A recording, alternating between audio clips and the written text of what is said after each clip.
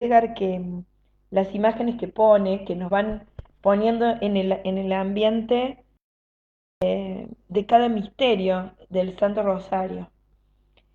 La verdad que es muy, muy lindo, me parece una idea inspirada por el Espíritu Santo, así que gracias. Eh, la verdad que nos ayuda a entrar en el misterio de cada, eh, de cada misterio del Rosario. Nos ayuda a entrar en el misterio.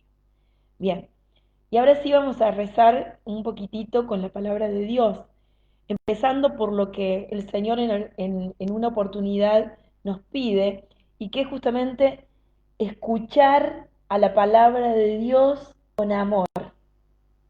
Si, si escuchamos la palabra de Dios con amor, desde el amor, o sea, con plena atención, creyéndola, queriendo vivirla, sabiendo que es el mismo Señor el que nos está hablando, es el mismo Dios el que nos habla, aunque escuchemos nuestra voz o la voz de quien lo proclame, en realidad es palabra de Dios, palabra del Señor. Y tener esa conciencia y por eso escucharla con todo nuestro ser entregado a esa escucha, que tiene que ser escucha de amor. Eso pedimos, eso pedimos hoy, esta noche. Y, y vamos a proclamar el Evangelio del día de hoy, el que la liturgia nos propone, que es el Evangelio de Mateo, capítulo 23, versículos 13 al 22. Y dice así, Evangelio de nuestro Señor Jesucristo según San Mateo. Jesús habló diciendo, ay de ustedes, escribas y fariseos hipócritas, que cierran a los hombres el reino de los cielos. Ni entran ustedes, ni dejan entrar a los que quisieran. Hay de ustedes, escribas y fariseos hipócritas, que recorren mar y tierra para conseguir un prosélito, y cuando lo han conseguido, lo hacen dos veces más digno del infierno que ustedes. Hay de ustedes, guías ciegos, que dicen, si se jura por el santuario, el juramento no vale. Pero si se jura por el oro del santuario, entonces sí que vale. Insensatos y ciegos. ¿Qué es más importante? ¿El oro o el santuario que hace sagrado el oro? Ustedes dicen también, si se jura por el altar, el juramento no vale, pero vale si se jura por la ofrenda que está sobre el altar. Ciegos, ¿qué es más importante? ¿La ofrenda o el altar que hace sagrada esa ofrenda? Ahora bien, jurar por el altar es jurar por él y por todo lo que está sobre él. Jurar por el santuario es jurar por él y por aquel que lo habita. Jurar por el cielo es jurar por el trono de Dios y por aquel que está sentado en él. Palabra del Señor, gloria a ti, Señor Jesús. Lo que me trae en, a mi corazón esta palabra en mi eco personal, bueno, hay palabras claves aquí, ¿no? Que cómo los llama el Señor a ellos, a quienes, a los escribas y a los fariseos. A ellos se dirigía. El Señor les dice, hipócritas, habla sobre la hipocresía y de qué se trata la hipocresía. Habla sobre la ceguera, habla sobre la insensatez,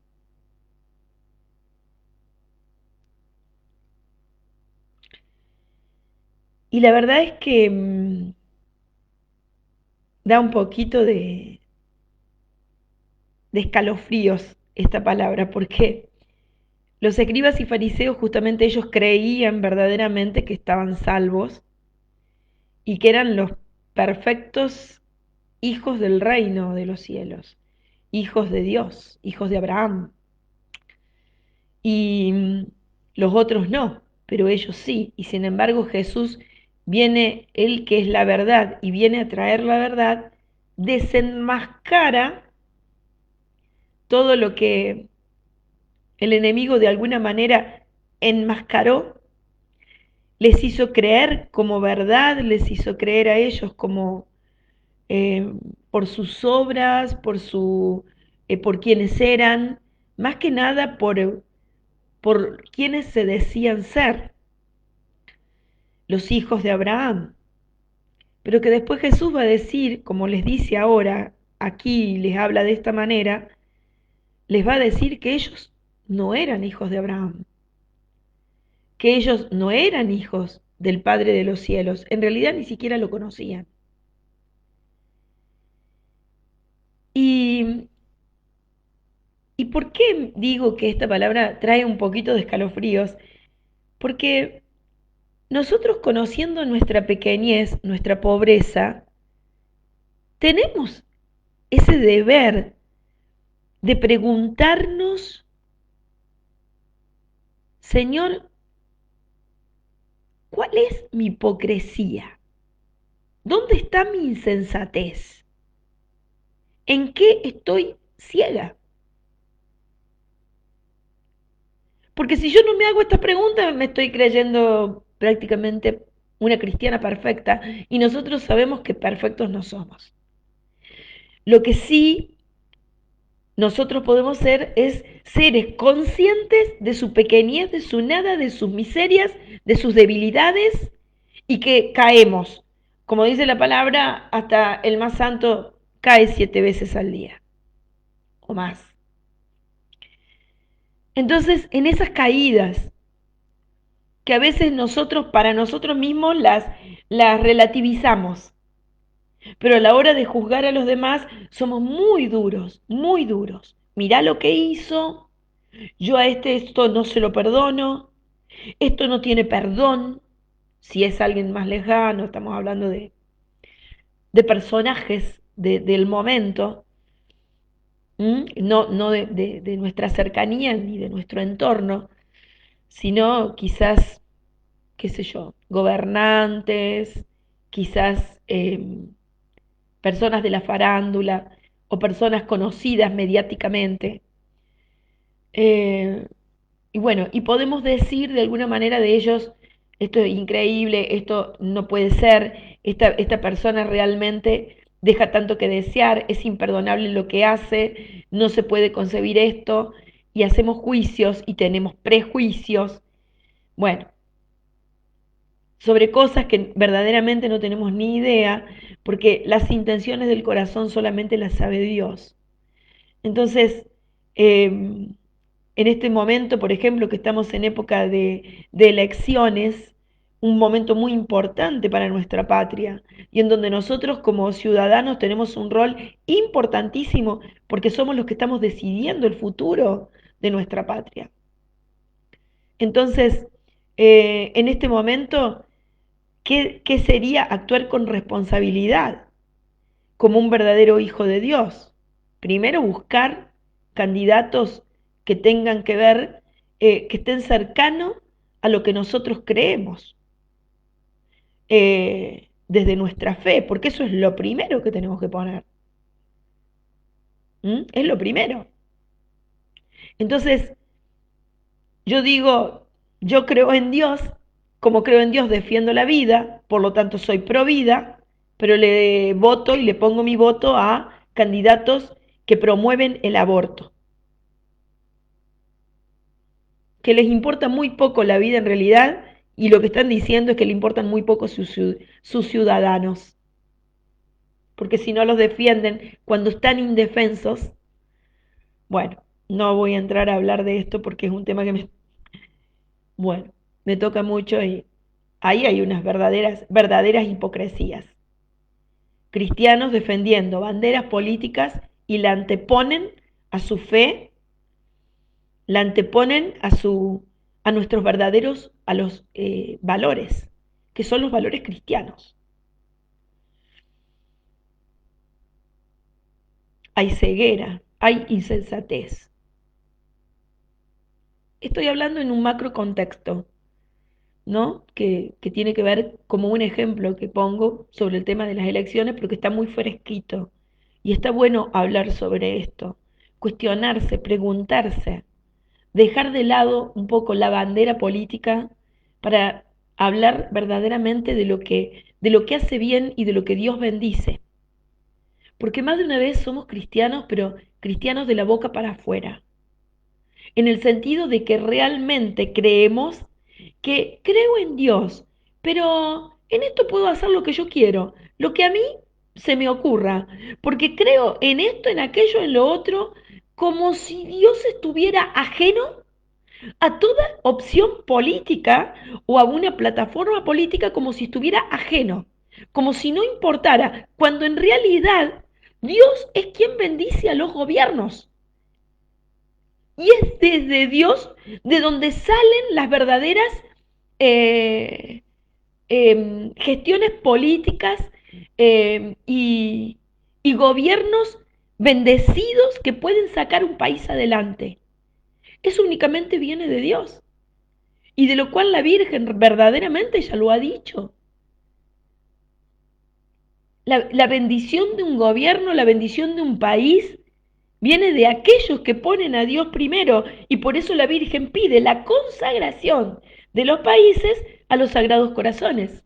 Y se puede consagrar a un pueblo, a una ciudad, a un país. O como pidió también la consagración del mundo en Fátima. Y eso tiene importancia totalmente. Ella dijo que si se consagraba el mundo a los sagrados corazones, la Segunda Guerra no hubiera sido, no hubiera sido. ¿Qué significa?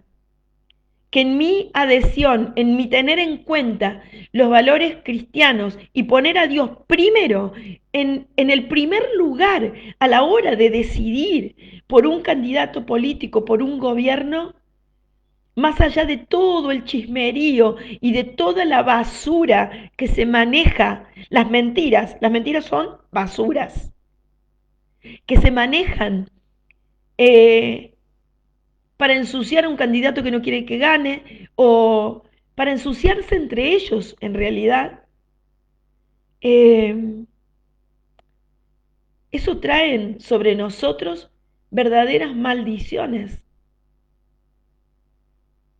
No tienen conciencia, lamentablemente, nuestros gobernantes o los postulantes al gobierno de lo que es creer en Dios, tenerlo en cuenta a no tenerlo en cuenta. Si vivimos lo que estamos viviendo, que es una patria gobernada por espíritus de ruina, de pobreza, de miseria, es resultado de gobiernos corruptos y de gobiernos que verdaderamente lo único que han pensado es en los personajes del gobierno para sí mismos, olvidándose del pueblo, que en este momento está sufriendo, y está sufriendo hambre.